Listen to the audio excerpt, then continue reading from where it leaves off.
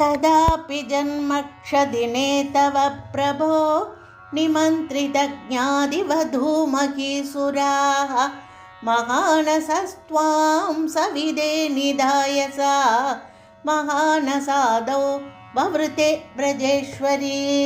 ततो भवत्राणनियुक्तबालकप्रभीतिं सङ्क्रन्दनसङ्कुलारवैः विमिश्रमश्राविभवत्समीपतः परिस्फुटद्दारुचटच्चटारवः ततस्तदाकर्णनसम्भ्रमश्रम प्रगम्भिवक्षोजभरा व्रजाङ्गनाः भवन्तमन्ददृशुः समन्ततः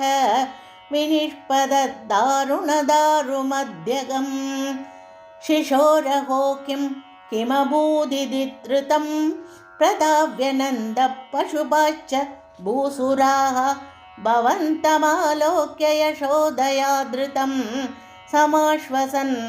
अश्रुजलार्द्रलोचनाः कस्कोणुकौतस्कुत एष विस्मयो विशङ्कटं यच्चकटं विपाटितं न कारणं किञ्चिदिहेदिते स्थिताः स्वनासिका दत्तकरास्त्वदीक्षकाः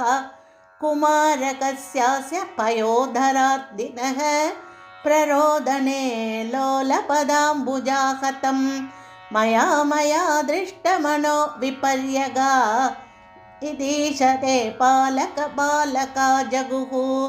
भिया तदा किञ्चिदजानतामिदं कुमारकाणाम् अतिदुर्घटं वचः भवत्प्रभावा विदुरैरितीरितं मनागिवा शङ्क्यत दृष्टपूतनैः प्रवालताम्रं किमिदं पदं क्षतं सरोजरम्यौनुकरौ विरोजितौ इति प्रसर्पत्करुणातरङ्गिताः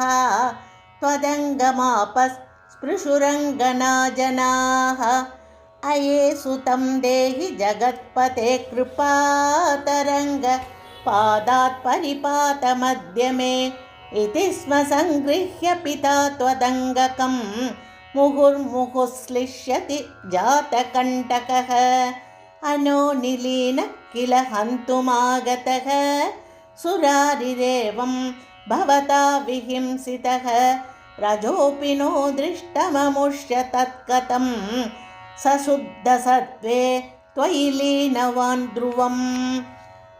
प्रपूजितैस्तत्र तदो द्विजादिभिः विशेषतो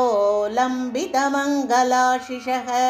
व्रजं निजैर्बाल्यरसैर्विमोहयन् मरुत्पुराधीश रुजां जहीहि मे सर्वत्र गोविन्दनाम संकीर्तनं गोविन्द गोविन्द।